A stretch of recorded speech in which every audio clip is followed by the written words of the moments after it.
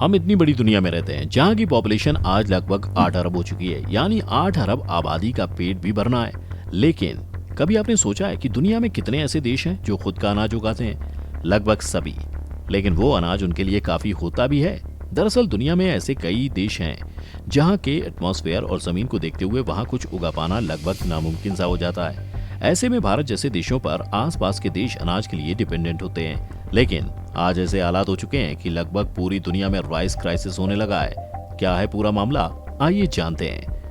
आज भारत में बढ़ती महंगाई को कंट्रोल करने के लिए सेंट्रल गवर्नमेंट लगातार बड़े कदम उठा रही है और इसी कड़ी में सरकार ने टूटे चावल के एक्सपोर्ट पर प्रतिबंध लगा दिया है, जिसका सीधा असर पूरी दुनिया में पड़ने वाला है, क्योंकि भारत टूटे चावल का सबसे बड़ा एक्सपोर्टर देश है। इसके साथ ही सरकार ने अलग अलग किस्म की चावल पर 20% ड्यूटी भी लगाने का फैसला किया है। सरकार ने ये फैसला चावल की बढ़ती कीमतों को कंट्रोल करने और खराब मानसून को देखते हुए लिया है और इस वजह से दुनिया में फूड इन्फ्लेशन बढ़ने की आशंका बढ़ गई है। दरअसल भारत पूरी दुनिया के करीब 150 मुल्कों में चावल का एक्सपोर्ट करता है और पूरी दुनिया को 40% चावल भारत ही उपलब्ध करवाता है। ऐसे में यूरोप के कई देशों में गर्मी और रूस यूक्रेन युद्ध के कारण पैदा हुई फूड क्राइसिस को भारत का ये फैसला और इफेक्ट कर सकता है। अब भारत सरकार ने जो चावल की अलग अलग किस्मों में एक्सपोर्ट ड्यूटी लगाई है, उसका सीधा असर दुनिया भर के चावल के दामों पर पड़ेगा।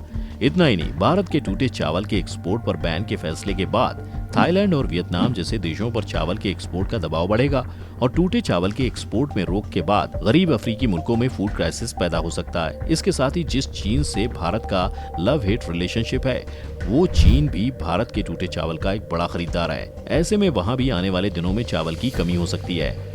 अब जैसा कि हमने आपको बताया कि पूरी दुनिया का 40% अनाज इंडिया एक्सपोर्ट करती है। ऐसे में थाईलैंड, वियतनाम, पाकिस्तान और म्यांमार का नंबर आता है, जिनकी तरफ दुनिया अनाज की उम्मीद रखती है। लेकिन पाकिस्तान में बाढ़ के कारण हुई तबाही के कारण भी ग्लोबल सप्लाई चेन पर बहुत फर्क पड़ सकता है। ऐसे में दुनिया भर के कई देशों में चावल की कमी हो सकती है। लेकिन क्यों और कैसे ये चावल एक्सपोर्ट रोका जा रहा है, आइए जानते हैं। दरअसल भारत में टोटल 4 कैटेगरीज में चावल एक्सपोर्ट किया जाता है, जिसमें सेकंड कैटेगरीज के एक्सपोर्ट पर सरकार ने रोक लगा दी है। वहीं बाकी 2 कैटेगरीज में एक्सपोर्ट पहले की तरह किया जा सकता है। जिस कैटेगरीज के एक्सपोर्ट पर रोक नहीं लगाई गई है, वो है बासमती चावल और गैर बासमती उसना चावल। अब जिस कैटेगरी के निर्यात पर सरकार ने रोक लगाई है, वो है सामान्य और टूटे चावल।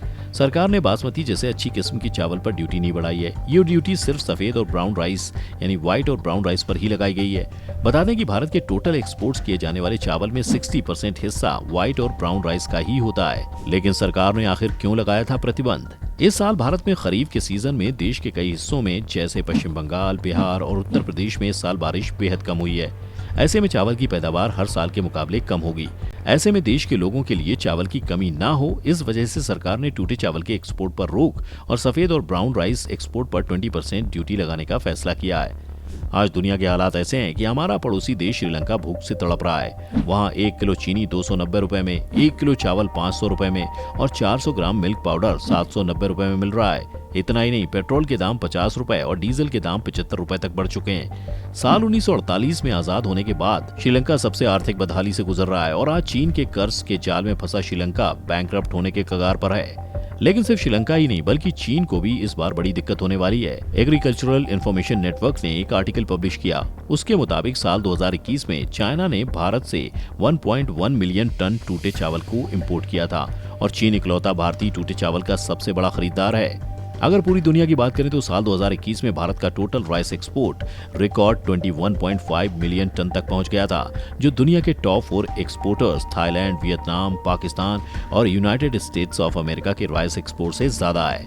रिपोर्ट्स में कहा गया कि टूटे चावल का इस्तेमाल असल में चीन अपने जानवरों के चारे के तौर पर और नूडल्स और वाइन के प्रोडक्शन में करता है। अब चूंकि चावल पर भारत के एक्सपोर्ट प्रतिबंध ग्लोबली चावल की कीमतें बढ़ा सकता है, जिससे फूड इन्फ्लेशन बढ़ सकता है। जबकि रूस यूक्रेन युद्ध के कारण ग्लोबल फूड मार्केट में परेशानी पहले से ही बढ़ी हुई है, क्योंकि रूस के यूक्रेन पर आक्रमण के बाद से ही गेहूं और मकई की कीमतों में जो उछाल हुआ, उसके बाद सिर्फ चावल ही वो खाने की चीज रही जिसने सबसे बड़े फूड क्राइसिस को दूर करने में मदद की। लेकिन भारत सरकार के इस फैसले से फूड क्राइसिस और बढ़ सकता है। लेकिन भारत दुनिया के साथ ऐसा क्यों कर रहा है? इस मामले में ministry of food and public distribution ने कहा कि जियोपॉलिटिकली लैंडस्केप के कारण टूटे चावल की ग्लोबली मांग काफी बढ़ गई है, जिसने कई अनाजों की कीमतों को बढ़ाया है, जिसमें जानवरों का चारा भी शामिल है। आज पूरी दुनिया में चावल तीसरा मेजर एग्रीकल्चरल प्रोडक्ट है, जिस पर ही भारत सरकार ने इस साल एक्सपोर्ट सेल्स रिस्ट्रिक्शंस लगा दिया है। यही इंडियन मिनिस्ट्री ऑफ एग्रीकल्चर का कहना है कि भारत के मेजर राइस प्रोड्यूसर्स जैसे उत्तर प्रदेश, पश्चिम बंगाल और बिहार में जून में इनसफिशिएंट बारिश हुई और जुलाई और अगस्त में इर्रेगुलर बरसात हुई, जिस वजह से चावल का रकबा पिछले साल के मुकाबले काफी कम हो गया। इतना ही नहीं, पिछले साल लगभग 26.7 मिलियन हेक्टेयर में चावल की खेती की गई थी, जो इस साल 13% घटकर 23.1 मिलियन हेक्टेयर हो गई और इसकी वजह से चावल का प्रोडक्शन कम हो गया है।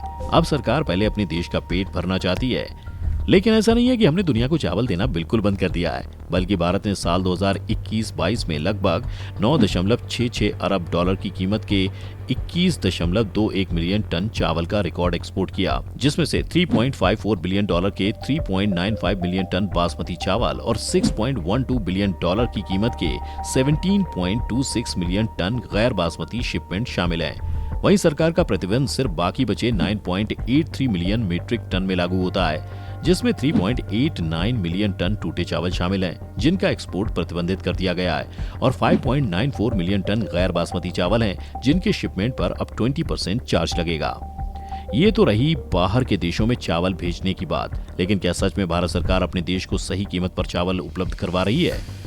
दरअसल डिपार्टमेंट ऑफ कंज्यूमर अफेयर्स के प्राइस मॉनिटरिंग सेल के मुताबिक चावल का 17 अगस्त 2022 को रिटेल प्राइस 37.94 प्रति किलो था, जबकि चावल का होलसेल प्राइस 3,295.24 रुपए प्रति क्विंटल था। वहीं से एक महीने पहले 17 जुलाई 2022 को चावल का रिटेल प्राइस 36.60 प्रति किलो और होलसेल प्राइस 3,167.18 प्रति किलो था। यानी कि एक महीने में रिटेल प्राइस में 3.09% और होलसेल प्राइस में 4.04% की बढ़ोतरी हो चुकी है। अगर आज के चावल की कीमतों का कंपैरिजन पिछले साल से करें तो प्राइस मॉनिटरिंग सेल के मुताबिक पिछले साल 17 अगस्त को चावल का रिटेल प्राइस 35.61 प्रति किलो था, जो इस साल बढ़कर 37.73 प्रति किलो हो गया, जबकि होलसेल प्राइस पिछले साल 3,068.95 प्रति क्विंटल से बढ़कर 3,295.26 प्रति क्विंटल हो गया। दिलचस्प बात यह है कि जिन इलाकों में चावल खाया जाता है उन इलाकों में चावल बहुत महंगा बिक रहा है, जैसे कि चेन्नई में 58 रुपए प्रति किलो और कोलकाता में 41 रुपए प्रति किलो की दर से चावल बिक रहा है। लेकिन ये क्राइसिस क्यों? बाकी देशों की बात तो हमने शुरुआत से ही कर ली। आइए अब अपने देश के कृषि प्रधान राज्यों की बात करें। पहले बात करते हैं झारखंड की। बता दें कि यहाँ पिछले साल 15.25 लाख हेक्टेयर के एरिया में धान की बुआई हो चुकी थी, लेकिन इस साल सिर्फ 3.885 लाख हेक्टेयर में बुआई हो पाई है। इसी तरह बिहार में पिछले साल 30.27 लाख हेक्टेयर में धान की बुआई हो चुकी थी, लेकिन इस साल 26.27 लाख हेक्टेयर में बुआई हुई है। वहीं पश्चिम बंगाल में पिछले साल 35.53 लाख हेक्टेयर के मुकाबले इस साल 24.3 लाख हेक्टेयर, उड़ीसा में 24.68 लाख हेक्टेयर के मुकाबले 20.368 लाख हेक्टेयर, उत्तर प्रदेश में 58.92 लाख हेक्टेयर के मुकाबले 56.930 लाख हेक्टेयर, मध्य प्रदेश में 29.94 लाख हेक्टेयर के मुकाबले 25.480 लाख हेक्टेयर, छत्तीसगढ़ में 33.68 लाख हेक्टेयर के मुकाबले 32.25 लाख हेक्टेयर, तेलंगाना में 13.07 लाख हेक्टेयर के मुकाबले 9.68 लाख हेक्टेयर में धान की बुवाई हो पाई है। बेशक अभी तक भारत सरकार की ओर से राइस प्रोडक्शन को लेकर कोई अनुमान जारी नहीं किया गया, लेकिन 16 अगस्त 2022 को United states department of agriculture ने राइस आउटलुक अगस्त 2022 में भारत के बारे में जारी फोरकास्ट बेहद चौंकाने वाले हैं। यूएसडीए ने कहा कि भारत में 2022-23 में चावल के प्रोडक्शन में 0.9% की गिरावट आ सकती है और ये 2015-16 के बाद पहली बार प्रोडक्शन में इतनी बड़ी गिरावट है। यूएसडी के मुताबिक साल 2022-23 में भारत में 128.5 लाख टन राइस प्रोडक्शन होने की संभावना है। खास बात यह है कि साल 2021-22 में 130.29 लाख टन चावल का रिकॉर्ड उत्पादन हुआ था। हालांकि खपत के मुकाबले प्रोडक्शन का एनालिसिस किया जाए तो भारत में चावल का स्टॉक ठीक ठाक रह सकता है, लेकिन ऐसा तभी संभव है जब सरकार चावल के एक्सपोर्ट पर गहरी नजर रखे। दोस्तों, आप चावल खाते हैं या रोटी? हमें कमेंट सेक्शन में जरूर बताएं। अगर आपको ये वीडियो पसंद आई हो तो लाइक और शेयर का बटन दबाएं। अगर आप इस चैनल पर नए हैं तो सब्सक्राइब और बेल आइकन का बटन जल्दी से दबाएं ताकि हमारी आने वाली वीडियोस की नोटिफिकेशन आपको सबसे पहले मिले।